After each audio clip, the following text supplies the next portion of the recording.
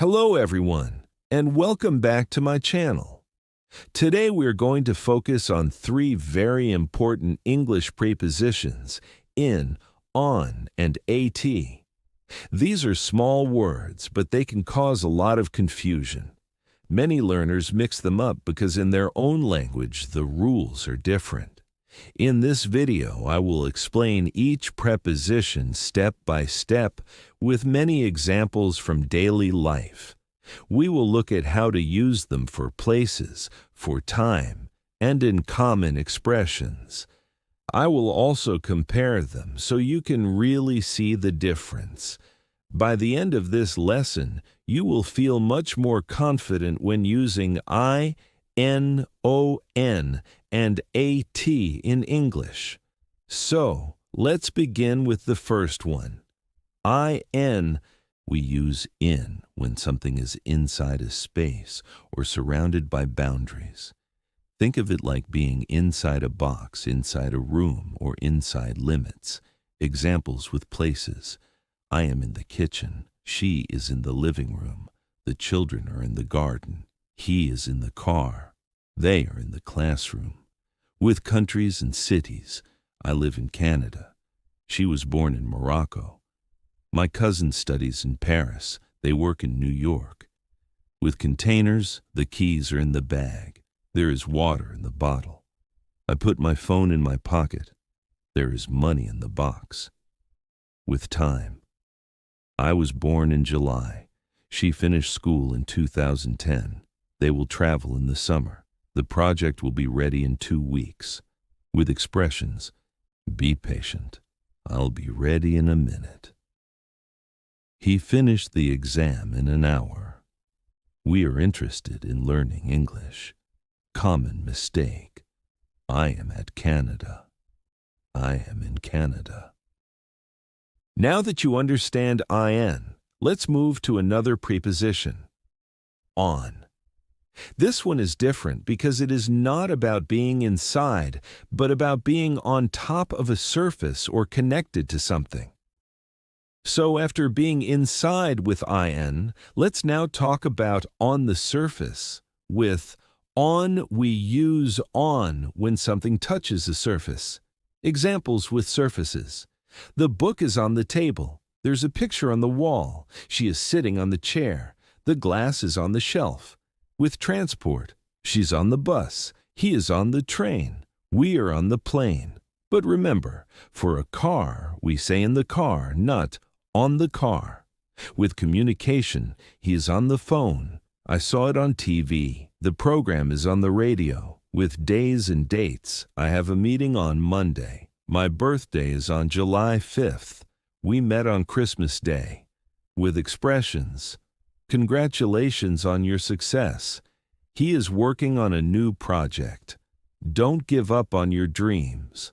Common mistake. I have a meeting on Monday. I have a meeting on Monday.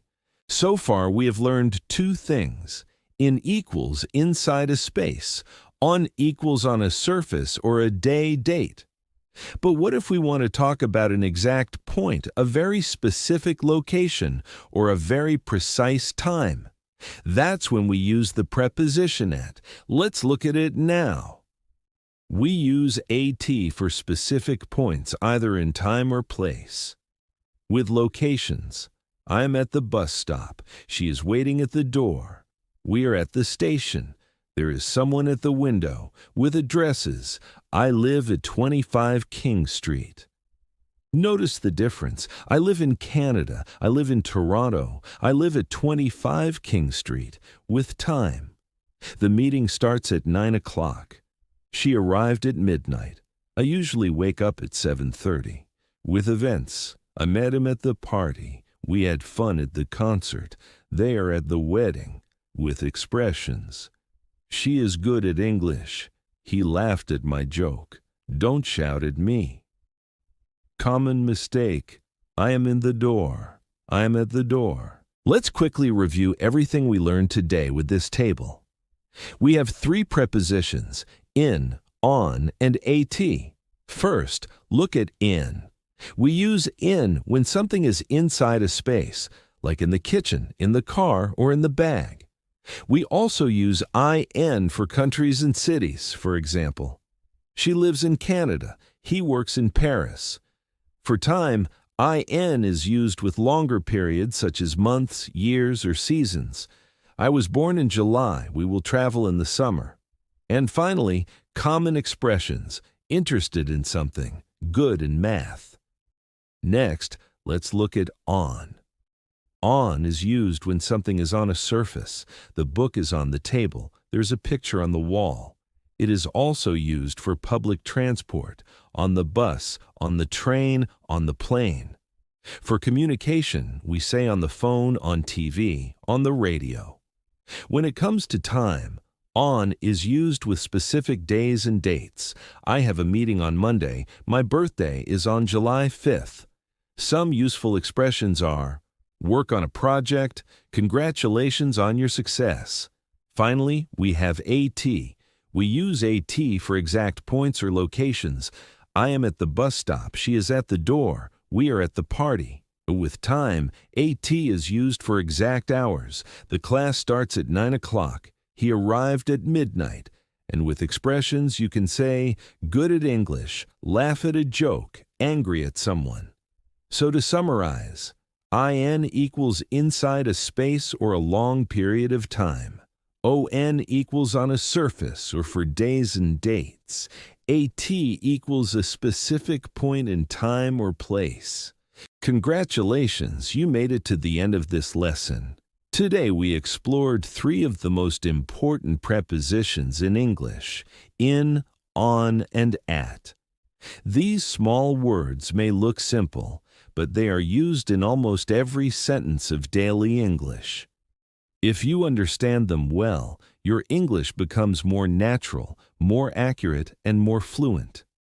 Let's reflect one last time. In helps us talk about spaces, countries, cities, months, and years. ON connects us to surfaces, days, dates, transport, and even communication. AT gives us precision.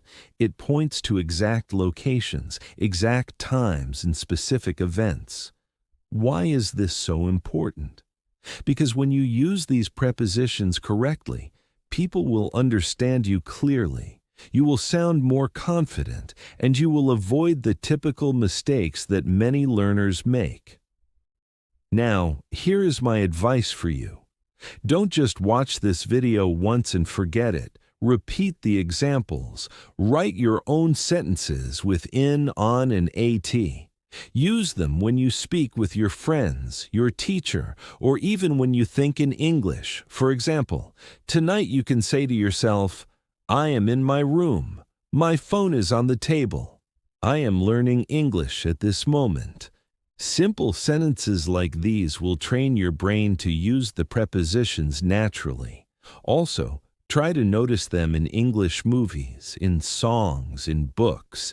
You will start to see in, on, and everywhere.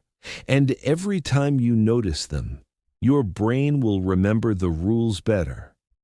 Before we finish, let me thank you again for staying until the end. You are clearly serious about improving your English, and that is something to be proud of. If this lesson helped you, please give it a like, share it with your friends, and don't forget to subscribe to my channel for more English lessons. And I would love to hear from you in the comments. Write 3 sentences, 1 with IN, 1 with on, and 1 with AT. I will read your sentences and give you feedback. This way, we are not just watching a video. We are building a learning community together. Thank you again for watching. Keep practicing every day, and I will see you in the next lesson. Take care and happy learning.